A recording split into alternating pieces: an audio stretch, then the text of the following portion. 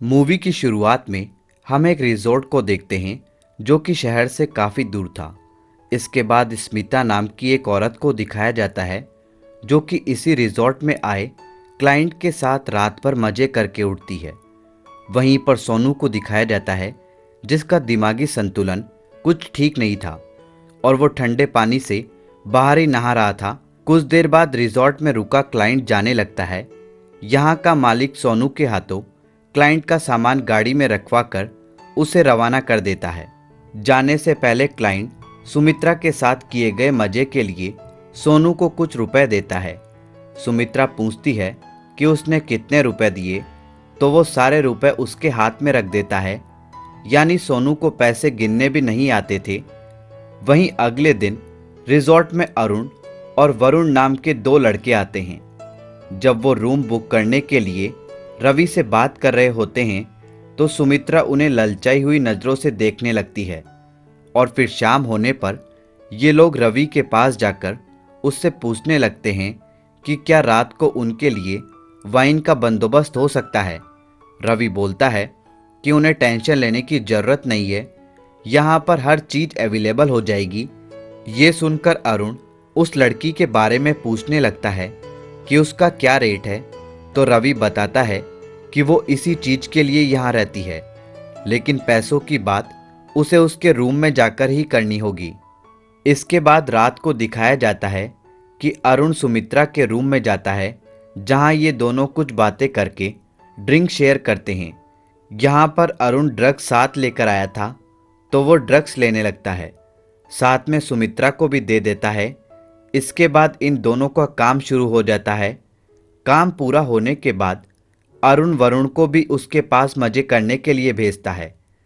इस तरह ये दोनों अपनी रात को रंगीन बना लेते हैं और फिर कुछ दिन तक रुकने के बाद अरुण और वरुण यहाँ से चले जाते हैं। जाने से पहले ये भी सुमित्रा को काम के लिए कुछ रुपए देकर जाते हैं, जिन्हें सोनू सुमित्रा को दे देता है। वहीं जब सुमित्रा किचन में खाना बनाने लगती है तो उसके पास उसकी माँ का कॉल आता है। कॉल सुनकर सुमित्रा काफ़ी गुस्सा हो जाती है और कॉल कट कर देती है। अब रात होने पर सुमित्रा सोनू को बुलाकर उसके साथ वाइन पीने लगती है। साथ में वो अपनी माँ के बारे में भी बताने लगती है कि उसकी माँ पैसों की कमी की वजह से उसके बेटे को अनाथ आश्रम में छोड़ने की बात कर रही थी। सुमित्रा बोलती है कि वो माँ और बेटे के लिए ये सब गलत काम करती है, लेकिन फिर भी उसकी माँ के लिए पैसे कम पड़ जाते हैं। ये सब सुनकर सोनू अपने पास रखे थोड़े बहुत पैसे लाकर सुमित्रा को दे देता है। सुमित्रा सोनू के इस भाव को देखने पर रोने लगती है। अब कुछ देर बाद यहाँ का मालिक रवि आकर सोनू को रूम से बाहर निकालता है और ज़बरदस्ती सुमित्रा के साथ फिजिकल हो जाता है। वहीं कुछ दिन बीतने के बाद एक रात जब रवि यहाँ नहीं होता तो रिजॉर्ट में अनिल और अंजलि नाम का एक कपल आता है। वो घर से भागकर आए थे, लेकिन सुमित्रा को बताते हैं कि वो पति पत्नी है। सुमित्रा उन्हें रूम दे देती है, पर उसे शक होता है कि वो पति पत्नी नहीं है। आधी रात को सुमित्रा खुद को रोक नहीं पाती तो खिड़की से उनके रूम में झांकने लगती है, पर इसी बीच उससे कुछ आवाज़ हो जाती है तो वो लोग देखने लगते हैं, पर यहाँ सुमित्रा साइड में छिपकर खुद को बचा लेती है। फिर अगली सुबह अंजलि सुमित्रा से पिछली रात की आवाज़ के बारे में पूछती है तो वो बताती है कि यहाँ जंगली जानवर घूमते रहते हैं, शायद उन्हीं की आवाज़ होगी। ये सुनकर अंजलि अनिल के साथ वॉक पर निकल जाती है तो सुमित्रा उन्हें खुश देखकर जेलस होने लगती है। वो सोनू से पूछने लगती है कि ये कैसे लोग हैं, इतना खुश रहते हैं। तो सोनू बोलता है कि काफ़ी अच्छे लोग हैं, उन्होंने उसे बिरयानी खिलाने का वादा भी किया है।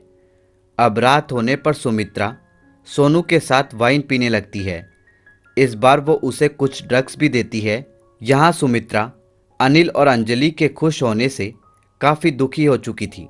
वो बोलती है कोई इतना खुश कैसे रह सकता है, वो इतना खुश है। हम यहाँ काम करते हैं, लोगों के साथ सोकर दो पैसे कमाते हैं। ये सब बोलकर वो फिर से रूम की खिड़की से उन्हें देखने लगती है तो इस बार भी उससे कुछ आवाज़ हो जाती है। पर इस बार अनिल जल्दी से देखने आता है तो वो सुमित्रा को वहीं पाता है। अनिल गुस्से में उससे पूछने लगता है कि उसकी हिम्मत कैसे हुई उनके कमरे में झांकने की।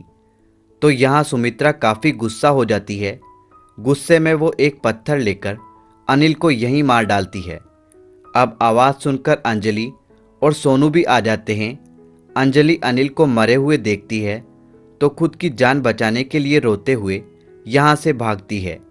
तो सुमित्रा सोनू को उसे पकड़ने के लिए बोलती है। सोनू भी सुमित्रा की बात मानकर उसे पकड़कर बेहोश करके उसके सामने लाकर पटक देता है। अब सुमित्रा सोनू को बोलती है कि वो अंजलि को मार डाले। सोनू को भी ड्रग्स के नशे में होने की वजह से कुछ होश नहीं रहता और वो अंजलि को मारने के बाद उन दोनों को वहीं एक जगह दफना देता है। इसके बाद अगली सुबह होने पर सोनू चाय लेकर अंजलि और अनिल के रूम में जाता है। पर वो न मिलने पर सुमित्रा से आकर पूछने लगता है कि वो लोग कब चले गए। वो लोग तो उसे बिरयानी भी खिलाकर नहीं गए। ये सुनकर सुमित्रा हैरान हो जाती है। सोनू को ड्रग्स की वजह से पिछली रात के बारे में कुछ भी याद नहीं है। अब रवि भी वापस लौट आता है। उसे पता चलता है कि अनिल और अंजलि नाम का कपल यहाँ रुकने के लिए आया था। वो पूछने लगता है कि क्या वो लोग चले गए। तो सुमित्रा बोलती है कि वो तो कब के चले गए। अब सुमित्रा रात को सोनू के सब कुछ भूलने की वजह से काफ़ी खुश होकर उसे अपने रूम में बुलाकर उसके साथ प्यार करती है। और फिर ऐसे ही एक महीना गुजर जाता है।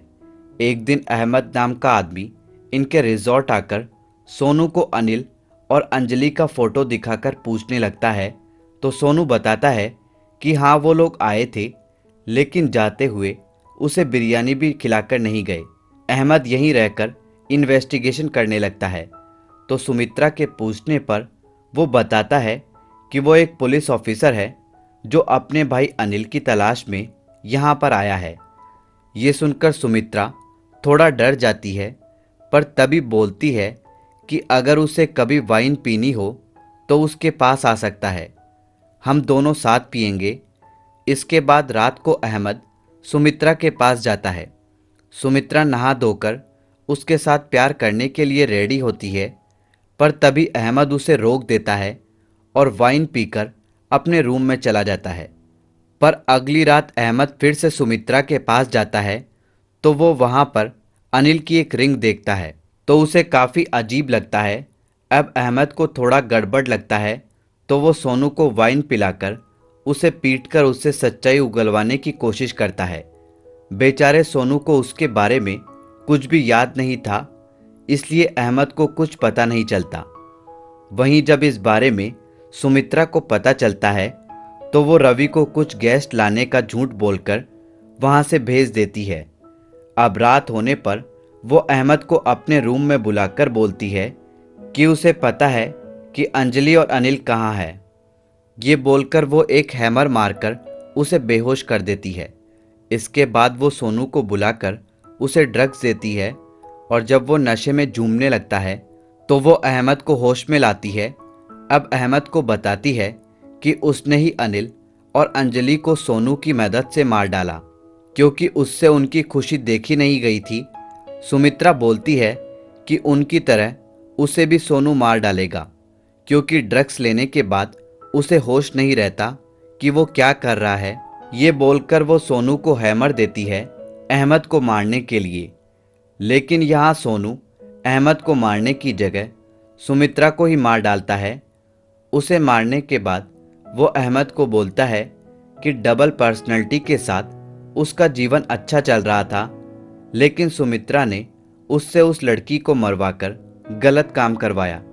इसका मतलब ये था कि सोनू कुछ भूला ही नहीं था, नशे में उसने ऐसा किया था। लेकिन सब कुछ याद होते हुए भी वो चुप रहा। जब सुमित्रा ने उसे फिर से एक मर्डर करने को बोला तो उसने उसे ही मार डाला। अब क्लाइमैक्स में हम सोनू को बेगुनाह का मर्डर करने के बारे में सोचकर गिल्टी होते हुए और सुसाइड करते हुए देखते हैं, जिसके साथ ही ये मूवी यहीं पर समाप्त हो जाती है। दोस्तों, इसी तरह की फिल्मों का हिंदी एक्सप्लेनेशन देखने के लिए हमारे YouTube चैनल हिंदी एज को अभी सब्सक्राइब करें और बेल आइकन का बटन दबा दें, जिससे आपको हमारे लेटेस्ट वीडियो के नोटिफिकेशन सबसे पहले मिल सके। धन्यवाद दोस्तों।